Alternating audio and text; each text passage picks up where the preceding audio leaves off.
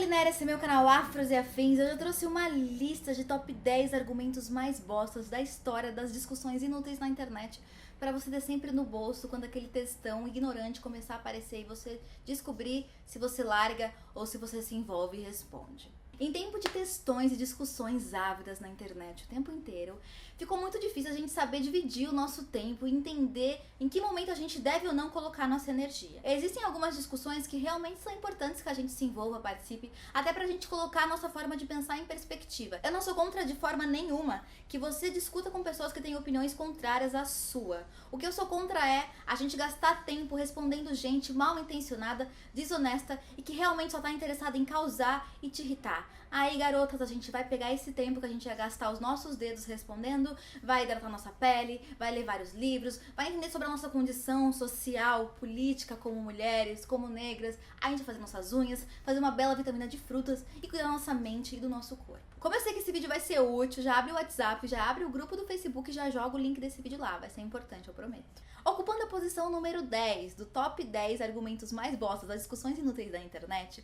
a gente tem o clássico, o famigerado, o conhecido mimimi. Esse termo mimimi, ele é muito recorrente, né? Ele é muito utilizado nesse mundo, assim, da internet de pessoas absolutamente contra questões sociais, né? Discussões sociais, contra direito de minorias sociais. Então, quando alguém já fala que é mimimi o que você tá falando, você pode entender que provavelmente a pessoa nem leu o que você tá falando, que a pessoa não tá nem aí pra o que você tá falando, que a pessoa simplesmente acha que o seu estilo, que quem você é, né? Justiceira social, é inútil e deve ser ignorado, porque falar que no Brasil existem, tipo, desigualdades estruturais em relação a raça e gênero é bobagem, não deve ser discutido. Então, se ela achar esse problema é dela, então não gaste seu tempo. A posição número 9 dos argumentos mais bostos das discussões inúteis da internet, a gente tem o clássico, o também famigerado vitimismo. Vitimismo, gente, como eu sou chamado de vitimista, né? O que é o vitimismo no fim das contas? Vitimismo é usado em momentos também, assim como o mimimi, em que você está falando sobre suas questões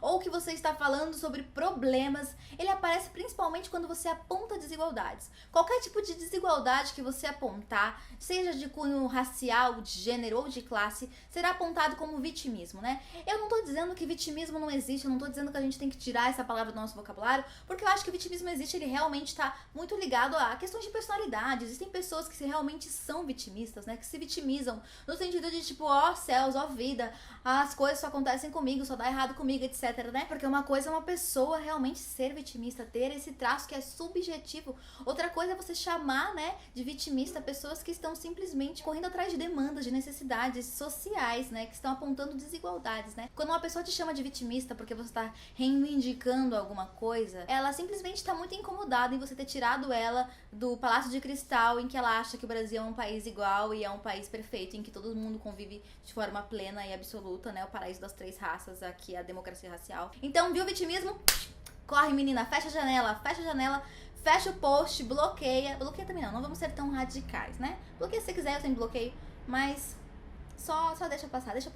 Não gasta com isso, tá? Em oitavo lugar de argumento mais bosta usado em discussões inúteis na internet, a gente tem eu conheço pessoas que conseguiram, né? A velha história da exceção. Sempre que você tá falando sobre alguma coisa real, uma problemática social, sobre desigualdade, sobre violência, sobre falta de oportunidade, vai aparecer alguém no ápice da discussão que vai falar, olha, mas você tá falando aí de racismo, mas eu tenho um amigo negro que conseguiu, entendeu? Eu tenho um amigo negro aqui, ralou, entendeu? Foi pra faculdade e hoje em dia ele é dono de uma multinacional. Porque esse argumento da exceção tá diretamente ligado à ideia de meritocracia, a ideia de que a gente consegue as coisas, a gente só precisa se esforçar, né? A meritocracia seria ok, né? Daria pra acreditar numa sociedade meritocrática se todo mundo fosse igual, se a gente tivesse as mesmas condições de ensino, se a gente tivesse o mesmo acesso à educação, se a gente tivesse as mesmas oportunidades, né? Porque aí realmente seria quem se esforça mais. Como a gente tá falando de Brasil, uma sociedade absolutamente desigual, meritocracia não existe, né? Logo, exceções não são relevantes para discussões sociais. Exceções não necessariamente constroem políticas públicas. Pensar que o negro conseguiu, então se esse negro conseguiu, a gente não precisa de mais nada. A gente precisa pensar em políticas de ações afirmativas Afinal, existiu um negro na história de toda a negritude brasileira que conseguiu, né? Ou seja, se existiu uma pessoa dentro dessas minorias todas que conseguiu, então a gente invalida tudo, afinal vocês só não conseguiram porque vocês são inúteis, porque vocês não se esforçam, né? Porque a gente acredita em meritocracia, só que não, a gente não acredita em meritocracia. Na verdade, se a exceção serve pra alguma coisa, ela serve simplesmente pra confirmar a regra, né? Porque se um negro só conseguiu, significa que tem muitos outros que não conseguem. Se os exemplos que essa pessoa consegue dar de exceções são 1 ou 2, significa que a coisa tá feia, significa que ou ela conhece muito poucas pessoas negras, ou que ela conhece muitas pessoas negras e só 2 conseguiram, né? Top 7, argumento bosta da história das conversas inúteis na internet. Quanto mais a gente fala, pior fica. Sempre que você tá no auge do seu textão, sempre que você tá falando sobre as injúrias que você é acometida no transporte público, na universidade, no trabalho, na rua, em qualquer espaço em que você exista como mulher, como negra, como negro, como qualquer tipo de minoria, como lésbica, como trans, como indígena, toda vez que você tá falando sobre algumas dessas questões, vai aparecer alguém que diz, quanto mais se fala, pior fica. Sabe o que você faz? Aí a pessoa fala assim, sabe o que você faz, meu? Só se dedica, entendeu? Só corre atrás, a velha meritocracia de novo, né? Só corre atrás, faz o que você tem que fazer, entendeu? Vai atrás dos seus sonhos, para de reclamar, porque quanto mais você reclama, né, pior as coisas ficam, né? Eu não tenho nem muito como refutar isso, porque é um argumento tão comum, mas tão sem lógica, tipo, não tem lógica isso, né? Porque, por exemplo, né, meu tanque ali tá cheio de roupa suja, né? Será que se eu não pensar dessa roupa suja, ou será que se eu não lavar essa roupa suja amanhã vai deixar de existir? Não sei, né? Fica aí a reflexão. No top 6 de hoje a gente tem um argumento maravilhoso, somos todos humanos, somos todos iguais. Ai, gente, que argumento mais ingênuo do que esse, ou mais silenciador do que esse. E ele, muitas vezes, o que me entristece é que ele é usado por pessoas legais, sabe? Por pessoas que eu sei que não estão mal intencionadas. Mas é uma ingenuidade sem tamanho acreditar que é todo mundo igual. É todo mundo humano? Óbvio que é humano. Eu não sou alienígena, quem me dera ser alienígena, entendeu? Eu não faço parte de uma outra espécie no mundo animal, sabe? Eu sou humana, você é humana, exato. Mas o fato de sermos todos humanos não diminui, em hipótese alguma, as desigualdades que existem dentro dessa humanidade, sabe? E o problema daí é a coisa que a gente sempre repete na vida. O problema não são as diferenças. Não tem problema eu ser diferente de você. Não precisa ser todo mundo igual, até porque ia ser muito chata uma sociedade em que todo mundo fosse igual. O problema são as desigualdades dentro dessas diferenças. Então não precisa ser todo mundo igual e não faz sentido você dizer que é todo mundo humano, porque isso a gente já sabe, é todo mundo humano sim. Foda-se, né? Agora a gente tem outra questão pra discutir, que é o fato de, mesmo sendo humanos, né, eles têm problemas nessa humanidade. O problema são as desigualdades, não necessariamente as diferenças. E que é todo mundo humano, gente, tá na cara. Então, vamos avançar a discussão. Não adianta eu falar que é todo mundo humano, porque isso não gera nada, entendeu? No top 5 de argumentos bosta a serem ignorados em qualquer discussão inútil na internet, a gente tem também o clássico, tenho amigos que são, né? Sempre que você vai apontar algum tipo de manifestação, de posicionamento ou de fala violenta, alguma coisa que te inferiorize como mulher, alguma coisa que te inferiorize como trans, alguma coisa que te inferiorize como negra, alguma coisa que te inferiorize como lésbica, alguma coisa que te inferiorize como indígena, blá blá blá blá, e todas as coisas que nos inferiorizam e que estão imbricadas na sociedade, na nossa linguagem, nossas posturas. Toda vez que você vai falar isso, a pessoa fala, ah, mas tá falando que isso é racista, mas mano, eu tenho amigo negro, entendeu? E aí a gente não tá desacreditando que você tem amigo negro, que você realmente gosta do seu amigo negro, que você não tenha nada contra o seu amigo negro. Mas o fato de você gostar de uma pessoa não significa que você está isento de reproduzir questões que são estruturais e que vão estar dentro da sua vida e estão dentro da minha vida, entendeu? Ter amigos diferentes, ter amigos diversos e minoritários socialmente, não transforma você ou qualquer pessoa perto de você em alguém que não possa cometer erros, em alguém que não possa cometer violências. E no top 4 dos argumentos bostas a serem ignorados em discussões na internet, eu tenho um que é clássico, porque assim, você já ignorou todos esses argumentos anteriores, você já ignorou o top 5 inteiro.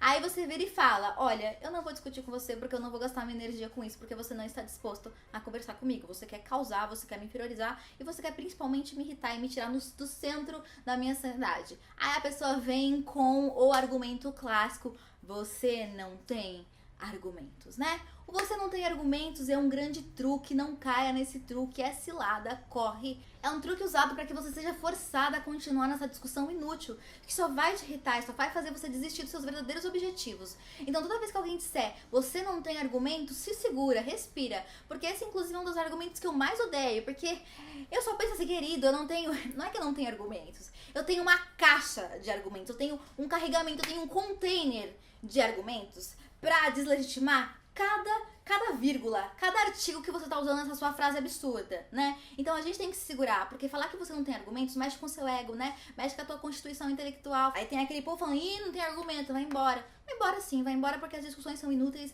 vai embora porque você tem que ler outros textos, vai embora porque você tem que passar tempo com a sua família, vai embora porque você tem que cuidar de você e se preocupar com você e não gastar tempo com gente que só quer fuder com a sua vida na internet. Respira e entenda que é truque. Esse não tem argumentos, na verdade, né, não é nem privilégio da internet ter inventado. Isso aí existe desde a quinta série, né? Tipo, tá com medo, né? Não sabe o que falar, fica quieto, né? Não, você só tá se resguardando, você só tá cuidando da tua sanidade mental e da sua mente. Eu tô um pouco exaltada, não tô exaltada, é porque essas coisas realmente mexem comigo, né? Top 3 é qualquer tipo de opressão reversa, né? Racismo reverso, heterofobia, magrofobia, né? E todas essas coisas que só existem na cabeça da pessoa que tá falando, né? Que não existe na realidade material, né? Que realmente não transforma estruturalmente, que realmente não afasta esse indivíduo dessa fobia, né? Essa magra, né? Ou esse branco, ou esse hétero, né? De oportunidades, que não afasta as pessoas de oportunidades de viver, de se colocar na sociedade, enfim. Toda vez que você vê isso, amiga,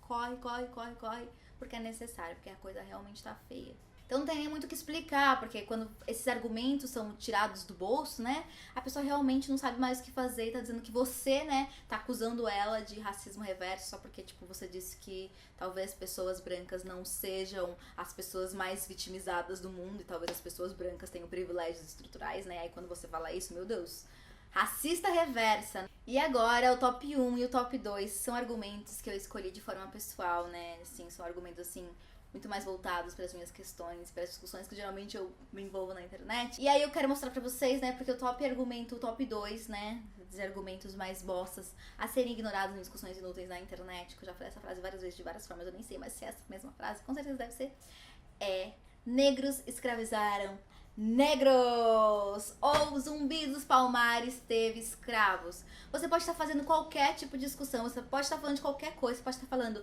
gente, acesso à universidade, mas negros escravizaram negros, hein? Ou então, gente, olha, a população negra realmente sofre de desnutrição alimentar. Olha, mas Zumbi teve escravos. Então vamos lá, começando a refutar brevemente, só pra vocês entenderem quão absurdo as pessoas falarem isso. Dizer que negros escravizaram negros é basicamente dizer que na história da humanidade todo mundo escravizou todo mundo, né? Porque a gente tá falando de escravidão por motivos políticos, porque a gente tá falando de impérios que quiseram conquistar outros impérios, né? A gente tá falando de terra, a gente tá falando de outras relações que faziam, tipo, eu quero aquela terra ali, então eu vou guerrear com aquele cara, e se eu ganhar, tipo, o povo dele vão ser os meus escravos e vão trabalhar pra mim. O que é muito diferente da escravidão colonial, que usou como justificativa para escravizar essas pessoas o fato de acharem que elas não tinham alma, o fato de acharem que elas nasceram para serem escravizadas, o fato de terem legitimado todo esse processo na desumanização dessas pessoas. Negros escravizaram negros? Sim, assim como brancos escravizaram brancos, assim como a escravidão é constituinte da forma como as sociedades foram se organizando há muitos e muitos séculos atrás. Só que isso não se compara ao que foi a escravidão colonial, que europeus fizeram sofrer povos negros e indígenas. E aí o clássico, né, mais Zumbi dos Palmares tinha escravos, né, gente? Você acha que a gente tá falando do quê, né? Você acha que Zumbi é um grande detentor de terra? Você acha que Zumbi era latifundiário? Você acha que Zumbi tinha escravo pra ficar carpindo o terreno, pra ele pegar as riquezas da terra brasileira e mandar pra metrópole em Portugal, no outro continente? Não, a relação é absolutamente diferente. A gente tá falando de pessoas negras que se organizaram em determinado espaço e óbvio que havia divisão de tarefas, óbvio que havia um líder, óbvio que haveriam hierarquias, porque era a forma como as sociedades africanas mesmo se organizavam. Então existia a pessoa que ia cozinhar, a pessoa que ia cuidar da comida. Isso não significa que ele desumanizava as pessoas e que ele explorava essa mão de obra, e não só a mão de obra, mas que ele explorava a existência das pessoas que estavam em Palmares de uma forma próxima ou parecida do que acontecia nos engenhos, do que aconteciam com os senhores das casas grandes, com os negros escravizados, né? É uma falsa simetria absurda que não faz sentido algum, e toda vez que eu vejo isso eu fico, meu Deus, como é que você começa a conversar com uma pessoa assim, né? E aí top 1 de argumento utilizado, né, pra ser ignorado, Que é um argumento assim que toda vez que eu vejo eu fico assim, tipo, sabe? Tipo, o que tá acontecendo aqui, né? Que é quando a galera de direita, sabe? Tipo, de direita mesmo, vem citando Paulo Freire, né? E vem dizendo, o sonho de todo oprimido é ser opressor, né? Aí eu fico pensando, gente, isso é errado em tantos sentidos, né? Em primeiro lugar, que a pessoa tá usando Paulo Freire, né? Marxista, pra criticar uma luta minoritária, né? Pra criticar os próprios oprimidos, né? É uma frase que é tirada de contexto, né? Porque ela foi, na verdade, quando a educação não é libertadora, o sonho de todo oprimido é ser opressão. Ela tá falando de um contexto pedagógico. Inclusive, ela foi escrita, ela está contida na pedagogia do oprimido, que com certeza a pessoa não leu, que com certeza a pessoa só pegou a frase e tirou a parte de educação para utilizar. Paulo Freire está falando de processos educativos, ele está dizendo como esses processos pedagógicos devem se estabelecer para que as classes dominadas não absorvam os ideais das classes dominantes, para que os oprimidos não absorvam e não acreditem que o ideal de libertação é você realmente escravizar alguém ou oprimir alguém, o que de forma alguma perpassa nenhum movimento social da atualidade. Os movimentos sociais não estão querendo escravizar branco, o movimento negro não quer escravizar branco, o movimento de mulheres não quer oprimir homens, o movimento LGBT não quer acabar com a vida de héteros. Então, utilizar essa frase fora de contexto pelas pessoas que utilizam essa frase fora de contexto é absurdo em tantos sentidos que eu só fico tipo dando risada, realmente não faz sentido algum. E sempre que você vê isso, você fala, gente, o que é isso aqui? Aí você simplesmente fecha a janela e realmente vai passar um tempo com a sua família, vai namorar, vai se envolver com as pessoas que você gosta, que vai ser muito mais saudável. A mensagem que eu quero que fique é que eu não quero que vocês se abstenham e se afastem de discussões online, né? Porque é importante você colocar, como eu disse, as suas opiniões em perspectivas, justamente para você conseguir refletir ainda mais sobre o que você acha ser verdadeiro ou não. É isso, deixa um super like, se inscreve no canal, desculpa pela luz, eu tô com uma porque eu descobri que a outra desligou no meio do vídeo, então por isso eu tô com essa sombra meio lateral, espero que não tenha ficado ruim. Deixa aqui nos comentários quais são os argumentos que você não aguenta mais ouvir em discussões na internet. Vamos construir, vamos aumentar esse glossário, vamos fazer um top 20, um top 50, porque eu quero muito saber quais são os seus argumentos mais bostas na história das discussões inúteis na internet. Um grande beijo, até o próximo vídeo, tchau!